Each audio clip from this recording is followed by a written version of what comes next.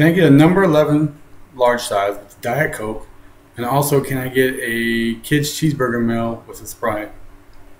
Now, this may sound like a familiar order when you're going through your local fast food drive-thru, but did you know that these two orders combined equal almost 1,500 calories? An order like this is all too familiar with the hustle and bustle of today's society. So today I'm going to talk to you about childhood obesity and the effects that it has on children in the present and in the future, and what we can do to help prevent childhood obesity. Let's begin with what obesity actually is. According to the Merriam-Webster dictionary, obesity is defined as a condition characterized by the excessive accumulation of storage and fat in one's body. So in plain terms, that means that obese people have an excess amount of fat stored in their body.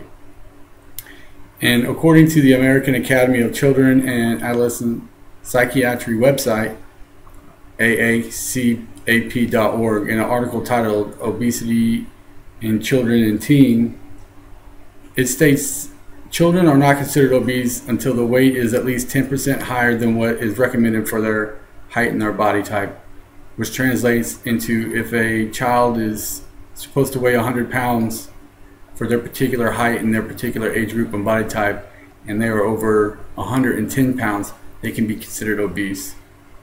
Obesity most commonly begins between the ages of 5 and 6 or during a child's adolescence. And studies conducted by the AACAP state that a child who is obese between the age of 10 and 13 has an 80% chance of becoming an obese adult.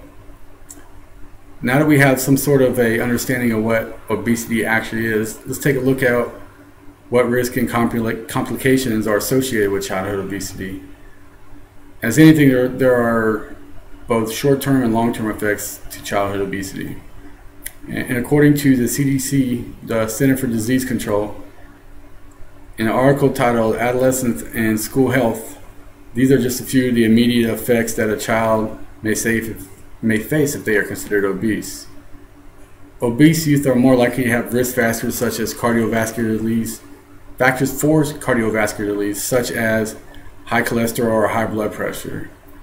In a population-based sample of 5 to 17-year-olds, 70% of obese youth already had at least one of these factors for cardiovascular disease. In the same CDC article, it also states that there are also long-term effects stemming from childhood obesity. Children and adolescents who are obese are likely to be obese as adults and are therefore at more risk for adult health type problems such as heart disease, type 2 diabetes, or a stroke.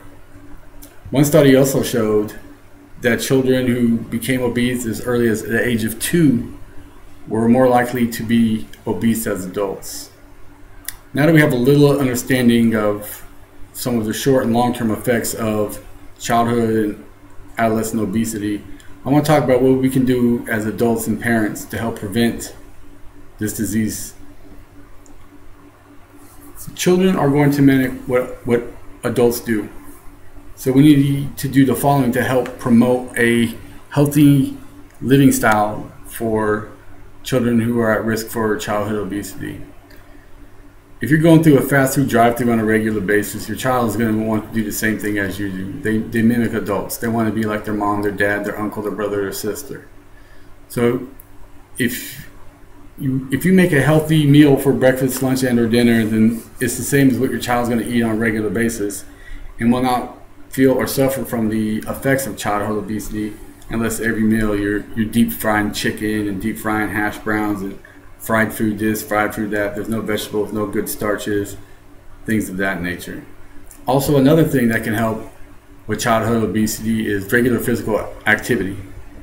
Whether it's riding their bike to school every day or playing intramural sports on the weekends or at night with the local team, physical activity will help reduce obesity.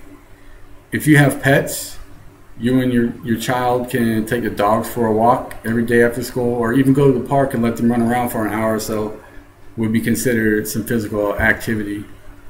Physical activity doesn't have to be a full-blown workout at the gym every day. Just something to help burn off all those calories they ate during the day. Now that we've talked about what you can do to help childhood obesity, let's talk a little bit about what I went over today. I have given you some interesting and outstanding facts pertaining to childhood obesity and how it affects our children in the present and in the future. I have also given you a few simple and easy ways as to how we can help stop the epidemic that is continuing among our youth. The research that I provided for you is factual and is astounding when it comes to the health of our children. There should be no reason as to why our children should be overweight and fat.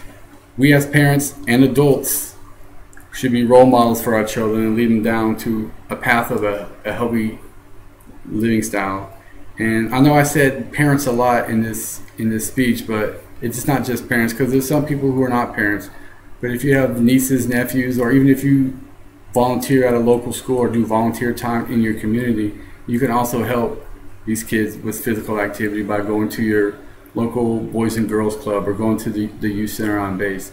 So as adults, they're our future. They're going to mimic what we do, so we need to show them a healthy lifestyle. Thank you.